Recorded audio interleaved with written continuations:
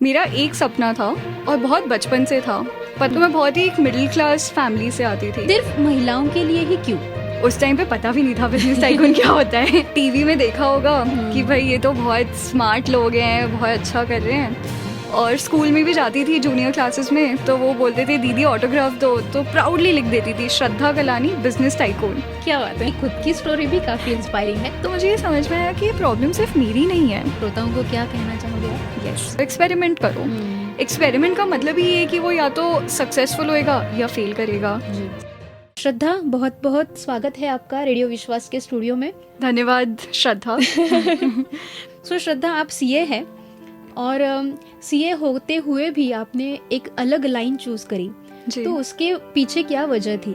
और एक बार आपने ये ओहदा हासिल कर लिया था और फिर भी आपने कुछ अलग रास्ता चुना, तो इसकी क्या वजह रही? बिल्कुल श्रद्धा। सो सीए मैंने किया, जैसे आई थिंक मेरे से कई सारे लोग भी और रिलेट करेंगे। मम्मी पापा ने कहा कि सीए कर लो, तो मैंने कर लिया जी। और तब इतनी समझ नहीं थी कि सीए में कितनी मेहनत जाती है, क्या करना होता है, तो जो उन्होंने कहा ठीक समझा वो कर लिया। पर मेरा एक सपना था और बहुत बचपन से था, पता नहीं कैसे आया, क्योंकि मैं अगर आपको अपने बैकग्राउंड के बारे में बताऊंगी तो मेरी मदर स्कूल टीचर हैं जी। पापा अपना खुद का छोटा सा काम करते थे। तो मैं बहुत ही एक मिडिल क्लास फैमिली से आती थी। बट मैंने बहुत पहले अपने लिए एक सपना देखा था कि जब मैं बड़ी हो जाऊंगी जी, मैं एक नेशनल लेवल अवार्ड फंक्शन में जाऊंगी, एक सुंदर सिल्क की साड़ी पहन के। अच्छा। और वहाँ पे मुझे कोई बहुत बड़े मिनिस्टर से अवार्ड मिल रहा होगा। क्यों? क्योंकि मैं एक बिजनेस टाइकून की तरह एक अवार्ड रिसीव कर रही हूँ। क्या बात है। उस टाइम पे पता भी नहीं था बिजनेस टाइकून क्या होता है। टीवी में देखा होगा कि भाई ये तो बहुत स्मार्ट लोग हैं, बहुत अच्छा कर रहे हैं, तो सोच लिया कि यही बनना है। और स्कूल में भी जाती थी जूनियर क्लासेस में, तो वो बोलते थे दीदी ऑटोग्राफ दो, तो प्राउडली लिख देती थी श्रद्धा कलानी बिजनेस टाइकून। क्या बात है। तो वो एक सपना था। वो दृश्य आज भी मेरे नजर में बहुत स्ट्रॉन्ग है, बहुत सामने। अभी तक हुआ नहीं है, आशा करती हूँ कि कभी ना कभी हाँ हो। बट उस सपने ने मुझे हमेशा चालू रखा कि भाई मैं कुछ करती रहूं।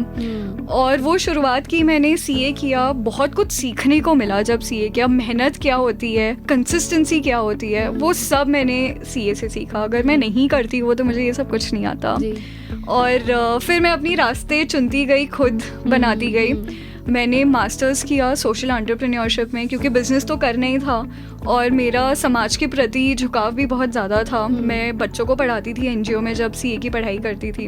अच्छा। तो मुझे लगता था कि कुछ ऐसा करे कि पैसे भी बने, बिजनेस भी हो और कुछ गिव बैक भी कर पाए, हम नेशन को कुछ कर पाए। भारतीय होने के नाते जो मेरी सबसे बड़ी पहचान है, मेरा देश के प्रति कुछ फर्ज बनता है, तो कुछ ऐसा कुछ भी अपने तरीके से कुछ वापस कर सकूं। तो ये सब माइंड में था।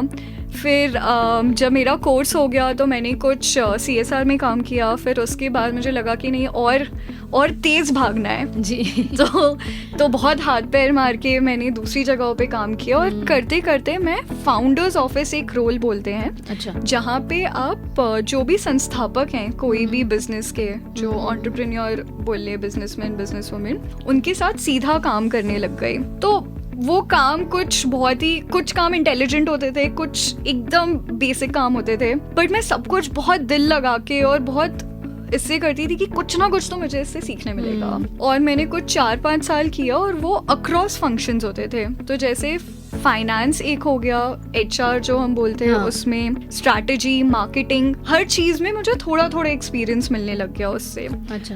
और बस सब लग रहा था कि मेरे सपने की तरफ ही बढ़ रहा है। मैं सीख रही हूँ कि कैसे अपना बिजनेस चालू करना है। और पैरेलली मैं कुछ ना कुछ और भी करती रहती थी। जब मैं 21 साल की थी तब मैंने गेरू करके एक ब्रांड चालू किया था अपनी फ्रेंड्स और अपनी मम्मी के साथ। अच्छा। जिसमें हम हैंडमेड बहुत ही मॉडर्न डिजाइन वाले शॉर्ट टॉप्स बनाते थे। अच्छा। एक्सेसरीज बनाते थे।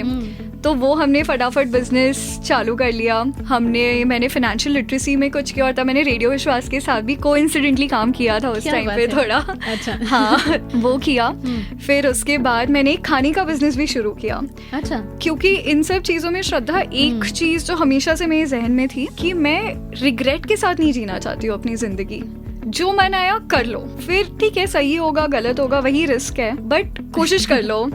तो फूड बिजनेस शुरू किया, बहुत मजा आया, पर समझ में आया बहुत मेहनत है, मुझसे नहीं होगा। और फिर मैंने साथ में ही मैं बैंगलोर शिफ्ट हो गई थी तब तक। आफ्टर नासिक, पूना, मुंबई, बैंगलोर मेरा फाइनल डेस्टिनेशन था। और वहाँ पे फिर मैंने एक विमेंस कम्युनिटी चालू करी। अच्छा। और वहाँ से फिर मेरा ये लिव इन माई ड्रीम का सफर शुरू हुआ। रियली प्राउड ऑफ यू कि आपने इतना सोचा, नेशन के बारे में आपने सोचा, समाज के बारे में आपने सोचा। ये बहुत ही अच्छी बात लगी मुझे। और जिसका जिक्र आपने किया, लिव इन माई ड्रीम, तो उसके ऊपर आते हैं। इसका स्टार्ट कहाँ से चालू हुआ? क्या टर्निंग पॉइंट रहा कि आपने ये स्टार्टअप चालू किया? बिल्कुल, तो मैं उस टाइम पे जॉब कर रही थी और मेरी नई नई शादी हुई थी। अच्छा। और मैं बैंगलोर मूव हुई, तो कुछ दिन तो अच्छा लगा, बहुत बढ़िया है, मज़ा आ रहा था। फिर एक पॉइंट ऐसा आया कि मैं काफ़ी हॉस्टल में रह चुकी थी, रूममेट्स के साथ रहती थी। तो एक वो जो फीमेल कनेक्शन और जो फीमेल एनर्जी होता है कि जब दो लड़कियां आपस में बात करती है, एक दूसरे को समझती है, एक दूसरे को सपोर्ट जिस तरीके से करती हैं, वो काफ़ी अलग है वर्सेस आप जैसे लड़कों से कनेक्ट करते हैं। हाँ। तो मुझे वो कनेक्ट मिसिंग लगने लग गया आफ्टर माई हनीमून फेज जो ख़त्म हुआ। फिर मैंने कहा भाई कुछ तो करना पड़ेगा, हमें तो आदत है इसकी कि हम लोग सब आपस में रहें, serious heart to heart talk जिसे हम बोलते हैं, वो करना शुरू करें। तो जितनी भी लड़कियां थी वहाँ पे बैंगलोर में जिनको मैं जानती थी, उन सबको मैंने एक दिन घर बुला लिया और मैंने कहा देखो मेरा ऐसा प्रॉब्लम है, क्या तुम्हें भी ऐसा लगता है? तो बोली हाँ हमें भी ऐसा लगता है, हमें भी नहीं है कोई कि हम बात कर सके और अपनी करियर ग्रोथ के बारे में बात करें, प्रोफेशनल ग्रोथ, मेंटल हेल्थ, इन सब चीज़ों के बारे में, सीरियस टॉपिक के बारे में बात करें। तो मैंने कहा ठीक है फिर ये करते हैं। तो हम हर महीने मिलने लगे। हर महीने का एक थीम होता था कि आज हम फाइनेंशियल प्लानिंग के बारे में बात करेंगे, आज हम मेंटल हेल्थ के बारे में बात करेंगे। और ऐसे ही हम लोग का ग्रोथ होता रहा, एक सर्कल मिला जहाँ पे सीरियस बातें भी हो रही हैं, अच्छा। ग्रोथ वाली बातें हो रही हैं। और वो करते करते समझ में आया बढ़िया है, लगा कि मुझे जेन्युइनली बहुत मजा आ रहा है और मैं बहुत कंसर्न्ड हूँ इस एक टॉपिक को लेके। तो वहाँ से वो शुरू हुआ। अच्छा। फिर मेरी जॉब भी चल रही थी साइड बाय साइड। तो मैंने बहुत, जैसे आप जब छोटे हो तो आपको इतनी अकल नहीं होती, फिर जैसे जब आप बड़े होते हो तो आपकी भी सोचने समझने की पावर ज़्यादा बढ़ जाती है। बिल्कुल। तो मैंने बहुत सोचा कि ठीक है मैं ये करूँगी, मेरा 2 साल हो जाएगा, उसके बाद मैं अपनी जॉब छोड़ के फिर full time live in my dream करूँगी और मेरे पैसे बन जाएंगे। और ये सब हुआ। फिर एक दिन ऐसी ही बात हो रही थी और मुझे एक्चुअली एक नई जॉब की ऑफर आई उस टाइम पे। अच्छा। बहुत अच्छा पे, सब कुछ बहुत अच्छा था। तो मैं गई उनसे बात करने, तो मुझे सब काम समझा रहे थे और फिर मैं सुन रही थी यार मैं इतनी मेहनत इनके लिए करूँगी, क्यों ना मैं अपने सपने को पूरा करने के लिए वो मेहनत करूँ। मेरे पास कॉन्फिडेंस है, मेरे पास सपोर्ट है, इतना अच्छा बैकिंग अप है, तो अब नहीं तो कब। और वो जब वहाँ पे जॉब के लिए मैं बैठी थी वो इंटरव्यू में, तब मैंने डिसाइड किया कि नहीं मैं अपना करना चाहूँगी। और फिर मैंने वहाँ से फिर फुल एफर्ट दिया, सब जॉब छोड़ के, रिस्क लेके, और फिर शुरू किया। क्या बात है। तो फिर मैं लिव इन माई ड्रीम पे आऊंगी कि सिर्फ महिलाओं के लिए ही क्यों? जी। ये सवाल कब आया कि मैं सिर्फ मेरे फ्रेंड्स के लिए क्योंकि और महिलाओं के लिए ही काम क्यों करूं? जी। ये कब आपको लगा? बिल्कुल, तो मैं फिर आपको अपने सफ़र में पीछे लेके जाऊंगी। जब मैं पुणे से पढ़ाई करके बॉम्बे जब पहुंची और वहाँ पे जॉब करना शुरू किया, तो मैं अपनी नासिक की सीधी सादी लड़की, बहुत बड़े सपने, और लगता था भाई हमें तो सब आता है, हमें इतनी हिम्मत है, हम करेंगे। तो उसके बेसिस पे मैंने एक बहुत अच्छी जॉब भी क्रैक कर ली। अच्छा। और वहाँ पे काम करने गई। तो जब मैं वहाँ गई तो आप समझिए ये बॉम्बे था, और बॉम्बे में भी साउथ बॉम्बे था, जैसे हम कहते हैं कि हमारे देश के जो सबसे अमीर लोग हैं, जो सबसे intelligent, well versed, well educated लोग हैं, वो वहाँ पे हैं। तो मैं उनके बीच में पहुँच गई काम करने। जब धीरे धीरे काम करना शुरू किया, मुझे समझ में आया कि मैं तो कोई भी नहीं हूँ। वो जिस तरीके से बात करते हैं, जिस तरीके से अपने आइडियाज प्रेजेंट करते हैं, जिस तरीके से वो आपस में रिलेशनशिप्स बनाते हैं, वो जो बातें करते हैं, मैं कोई भी चीज रिलेट ही नहीं कर पा रही थी। मेरे सामने वो सब परफेक्ट लोग थे, क्योंकि नेचुरली हम में एज डिफरेंस भी था। मैं सबसे यंग वहाँ की एम्प्लॉई थी। अच्छा। तो मेरी नज़र से तो सब इतने परफेक्ट है, सब इतने अच्छे से बात करते, और मैं ये एक नई लड़की आई हूँ जो गलतियां करी जा रही है, और रादर इतनी डर रही है गलती करने से कि काम ही नहीं कर पा रही है। जी जी। तो वो सब मेरे साथ बहुत सिचुएशंस होने लग गई, और उस टाइम पे मुझे समझ में आया कि कमी मेरे आत्मविश्वास में है। जी। और जो मेरा सेल्फ डाउट है, जो मेरा ये है कि भाई मुझे तो कुछ नहीं आता, अपने आप को हमेशा कम दिखाना, वहाँ से मेरी दिक्कत है। और ऐसा हुआ कि जो मेरी बॉस थी वहाँ पे, वो ऑलमोस्ट 50 years old थी, आई वॉज 25, तो आधी उम्र की थी मैं उनकी। उन्हें मेरे चैलेंजेस समझ में आए और उन्होंने मुझे अपना प्रोजेक्ट बना लिया कि ये एक लड़की है, इसमें बहुत सपने हैं, कर सकती है, पोटेंशियल है, इसको बस थोड़ा सहारे की जरूरत है। मैं उनका नाम लेना चाहूंगी, अंजलि बंसल। उनकी वजह से मैं आज यहाँ तक पहुंची हूँ और उन्होंने मुझे सहारा दिया। बहुत घंटों वो मुझे बताती थी कि करो गलती, क्या हो जाएगा, गलती करोगी तो आगे तो बढ़ो, बोलो। और मुझे आज भी याद है श्रद्धा कि मैं जैसे नो जो बोलते वो तो मुझे आता ही नहीं था बोलना। जो कोई भी मुझे कुछ भी बोलेगा मैं सुन लूंगी, कर लूंगी, अपनी आवाज नहीं थी मेरी उस टाइम पे। एक बार ऐसा हुआ कि मीटिंग चल रही थी और मैंने उन्हें कह दिया, उन्होंने मुझे कट किया बीच में और मैंने उन्हें कहा अंजलि आप रुकिए, मुझे पहले अपनी बात पूरी करने दीजिए। और उन्होंने मुझे कॉल किया और उन्होंने कहा Shraddha I am so proud of you कि तुम में इतनी हिम्मत आई है कि तुम ये बोल सकती हो और अपनी बात पूरी कर सकती हो। क्या बात है। तो मेरे लिए आज भी वो बात बहुत गर्व की है कि मैंने गिव अप नहीं किया। और औरतों से, विमेन से मिली तो मुझे ये समझ में आया कि ये प्रॉब्लम सिर्फ मेरी नहीं है, अनफॉर्चुनेटली ये मेरे जैसे और कई सारी महिलाओं की प्रॉब्लम है कि सपने बहुत बड़े हैं बट जो भी आज तक हमारे संसार में, हमारी सोसाइटी में जो हमारे साथ आसपास हो रहा है अभी तक, और ये बहुत बचपन से हो रहा है कि सिर्फ मेरा वो 2 साल या वो 6 महीने जो मैं वहाँ पे अपने आप को फील कर रही थी कि मैं कम हूँ, वो उसका नतीजा नहीं था। वो बचपन से जो हमें बताया जाता है कि चुप रहो, ज़्यादा ज़ोर से मत हंसो, टाइम पे आ जाना, किसी को पलट के मत जवाब दे देना, अच्छी लड़कियां ये काम नहीं करती हैं, अच्छी लड़कियां चुप रहती हैं, घर का काम सीखो और लड़का देखो तो अपने से बेटर देखो। तो आप तो अच्छा सोच के बोल रहे हो बट आप ये नहीं समझ रहे हो कि उसी टाइम पे मैंने तो ये बोल दिया ना कि लड़का मुझसे बेटर है तो मैं तो कम हूँ। तो मैंने वही दिखा दिया कि मैं इतनी अच्छी नहीं हूँ, मेरे आसपास जो लोग हैं वो मुझसे ज्यादा बेटर है। तो वो कॉन्फिडेंस वहीं से कम था, सेल्फ डाउट जो बोलते हैं वो वहीं से बन रहा था। तो फिर मैंने कहा कि ऐसा नहीं है कि लड़कों को ये दिक्कतें नहीं है। मेरे वर्कशॉप में जबकि मैं एक्टिवली उन्हें नहीं बुलाती हूँ लड़कों को, मैं कहीं भी उनसे टारगेट नहीं करती हूँ बट वो खुद आते हैं। अच्छा। और हम मना नहीं करते हैं जी, क्योंकि हमें लगता है कि जब वो इतने सेफ एनवायरनमेंट में आएंगे और आपस में बात करेंगे तो लड़कों को समझ में आएगा कि लड़कियों के जो चैलेंजेस है वो क्या है और लड़कियों को भी समझ में आएगा कि लड़कों के क्या चैलेंजेस है। क्योंकि अगर वही सेम चीज़ आपकी बॉस या आपकी स्पाउस, आपकी पार्टनर बोले तो आपको नहीं समझ में आएगा। तो हम वो करते हैं बट हमारा फोकस और जो भी हमारा मटेरियल है वो सब लड़कियों के हिसाब से बनता है क्योंकि उन्हें ज़्यादा एक पुश की ज़रूरत है। जी जी जी, क्या बात है, बढ़िया। आपने इतनी डेप्थ में ये बात कही और बहुत मतलब दिल को लगी ये बात।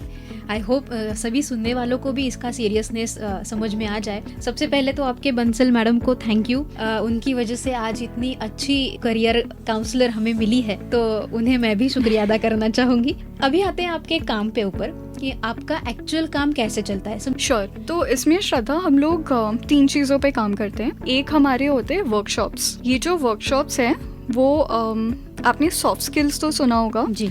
सॉफ्ट स्किल्स को आजकल पावर स्किल्स बोलते हैं क्योंकि वो बहुत इम्पोर्टेंट हैं। आपके फर्स्ट लाइफ के 20 साल आपके हार्ड स्किल्स जो आप सीखते हैं वो होते हैं, आगे के 40 साल का सक्सेस आपके ये सॉफ्ट स्किल्स या पावर स्किल्स डिटरमाइन करते हैं। तो हम महिलाओं के साथ काम करते हैं उनका सेल्फ अवेयरनेस बढ़ाने में, confidence, communication, networking and personal branding, ये सब चीज़ों पे हम उनके साथ काम करते हैं और ये वर्कशॉप्स बनाते हैं। ये हमारा हो गया फर्स्ट। सेकंड हम करते हैं जॉब सर्च स्ट्रैटेजी। आप जैसे मान लीजिए आप फ्रेशर हैं, आपको कॉलेज में जॉब नहीं लगी फॉर वट एवर रीजन, तो आपको कैसे हम मदद करके आपकी लिंक्डइन को यूज करके आपका CV कैसा बनेगा, आपकी स्टोरी कैसी रहेगी जब आप इंटरव्यू पे जाएंगे, तो ये सब चीजें हम पुट टुगेदर करते हैं। आपकी स्ट्रैटेजी बनाते हैं कि किस कंपनी को अप्लाई करें, कैसे अप्लाई करें, वो सब करते हैं। तो वो हमारा जॉब सर्च स्ट्रैटेजी हो गया।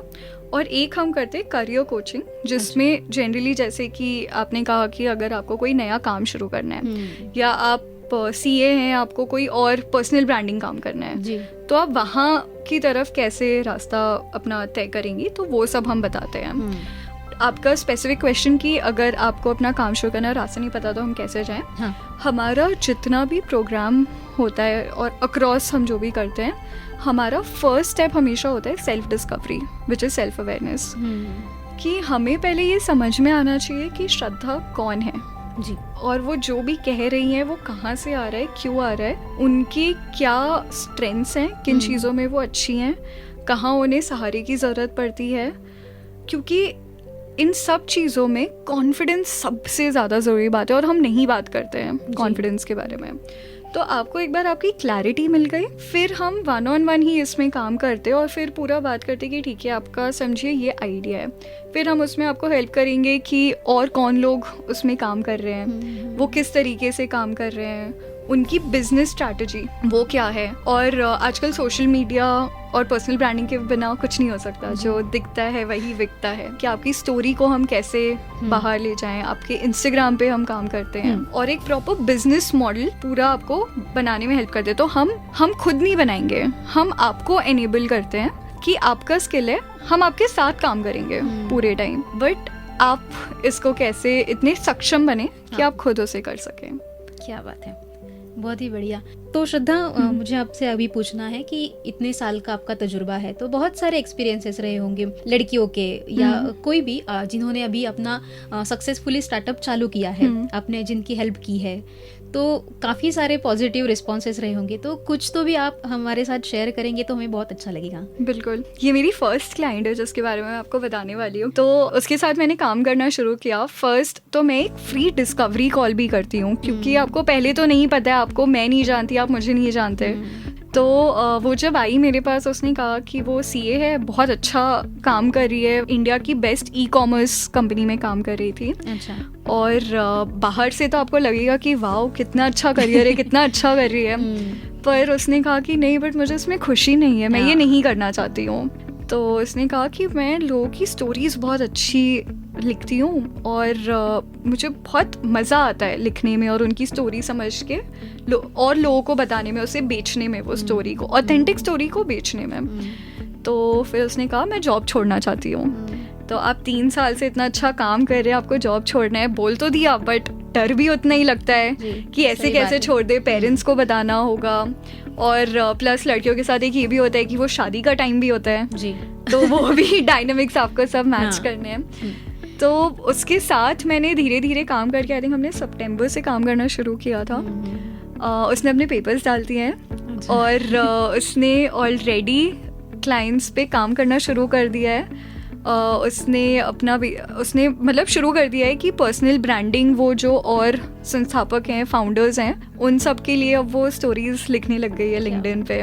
तो अभी ये तो आपने सब कुछ अच्छे तरीके से बताया और बहुत अच्छा लगा सुनने में, काफी इंस्पायरिंग भी है, आपकी खुद की स्टोरी भी काफी इंस्पायरिंग है। तो अभी आप जो भी काम कर रही है, थोड़ा पर्सनल सवाल है, तो ससुराल वाले जो है वो किस तरह से सपोर्ट करते हैं आपको इन सब में? बिल्कुल, अगर मैं आपको सच बताऊं, आई डोंट नो, अगर मैं अपने हस्बैंड से तो डायरेक्टली इतना ये सब बात नहीं करती, उन्हें बताती नहीं हूँ, बट अगर वो नहीं होते तो मैं ये नहीं कर पाती हूँ। बहुत बहुत सीधी सी बात है, क्योंकि जितना भी सपोर्ट था, जो बैकिंग अप बोलते हैं कि तुम आगे बढ़ो, मैं हूँ ना देखने के लिए, वो सब उन्होंने दिया, मेरे हस्बैंड ने। और ऑनेस्टली मेरा जो कॉन्फिडेंस, एक तो हो गया सपोर्ट की बात, एक होती है कॉन्फिडेंस की बात। जब मैं उनके साथ रहने लगी शादी के बाद और मैं उन्हें बहुत क्लोजली ऑब्जर्व करती थी, वो जैसे अपना काम कर रहे हैं, सब कर रहे हैं, और मैं सोचती थी कि मतलब मैं भी सीए हूँ, वो भी सीए हैं, मैं भी इतनी मेहनती हूँ, वो भी इतनी मेहनती है, वो कितना कॉन्फिडेंटली बोल रहे हैं, तो मुझे कौन रोक रहा है, क्या रोक रहा है? और कई बार मैं उन्हें बोलती थी कि नहीं मैं नहीं बोलूंगी, मुझे डर लगता है, आप बोलो, आप देखो, और वो मुझे फेंक देते थे कि नहीं तुम जाओ, तुम लड़ो, तुम देखो। तो उससे मेरा कॉन्फिडेंस बहुत बढ़ गया। मेरे इन-लॉज भी हैं, वो कोलकाता में रहते हैं। जब भी मैं जाती हूँ वो थकते नहीं है बोलते हुए कि देखो हमारी बहू है, हमारी बहू ये कर रही है, आप इसे फॉलो करो, इसका पेज सब्सक्राइब करो, देखो इतना अच्छा काम कर रही है। तो आई थिंक मैं बहुत खुश नसीब हूँ इस चीज में। तो आगे मैं लास्ट सवाल है मेरा कि फ्यूचर प्लान क्या रहेंगे, किस तरह से आप आगे काम करने वाली है? बिल्कुल। तो हमारे फ्यूचर प्लान्स, अब पहले तो मैंने अकेले शुरू किया था, मेरे पास जी। एक छोटी सी टीम है जो मेरी सहायता करती है। हम कई सारे रील्स बनाते हैं जो इंस्टाग्राम, यूट्यूब, लिंक्डइन तीनों प्लेटफॉर्म्स पे हैं, जहाँ पे हम छोटी छोटी टॉपिक्स लेते हैं और बताते हैं कि आप कैसे अपने आप को पोजीशन करें अपने ऑफिस में, ताकि आपको लोग एज लीडर्स देखें, या आप क्या क्या चीज़ें कर सकती हैं to become good communicators, leaders. तो ये सब चीज़ों पे हम रील्स बनाते हैं, तो उसके लिए एक टीम है जो एडिट कर रही है। अच्छा। अब हमारा प्लान है कि हम और बहुत सारे वर्कशॉप्स हम लोग लाएंगे, जो मैं आपको बताई थी, पर्सनल ब्रांडिंग, नेटवर्किंग, इन सब पे हम लोग ग्रुप वर्कशॉप्स भी कर रहे हैं, 1-on-1 कोचिंग्स भी कर रहे हैं हमने, और मेंटर्स से भी बात कर रखी है। तो जैसे मेरा एक स्पेसिफिक एक्सपर्टीज एरिया है which is CA, founders office, entrepreneurs को सपोर्ट करना टू स्टार्ट, वैसे ही और अलग अलग फील्ड में हम मेंटर्स को ला रहे हैं, ताकि जिस किसी भी आप फील्ड में हैं आप आइए, हम आपके प्रॉब्लम को सॉल्व कर देंगे जी। और हम हर वो कोशिश करेंगे विच इज जो लिव इन माई ड्रीम का नाम है, कि जिससे आप अपने सपने को पूरा कर सके। तो बस उसी उद्देश्य से हम लोग मेंटोरशिप प्लेटफॉर्म्स बढ़ा रहे हैं और वर्कशॉप्स लेके आ रहे हैं, और बहुत सारा यूजफुल कंटेंट भी बनाएंगे। क्या बात है। तो अभी हमारे श्रोताओं को क्या कहना चाहोगे आप? यस एक चीज़ जो मैंने अपनी ज़िंदगी में हमेशा करी, मैंने बहुत एक्सपेरिमेंट किया। आपको जो भी अच्छा लग रहा है, आपको ज़रा सा भी कोई भी चीज़ ट्राई करने का मन है, आप डरो मत कि मैं ये कर पाऊंगी या नहीं, क्या ये सही है, लोग क्या सोचेंगे। आप बस चले जाओ इसमें, और जो भी होगा आप कुछ ना कुछ सीखोगे।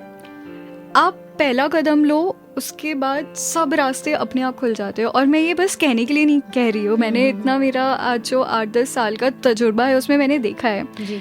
कि एक्सपेरिमेंट करो। एक्सपेरिमेंट का मतलब ही है कि वो या तो सक्सेसफुल होएगा या फेल करेगा।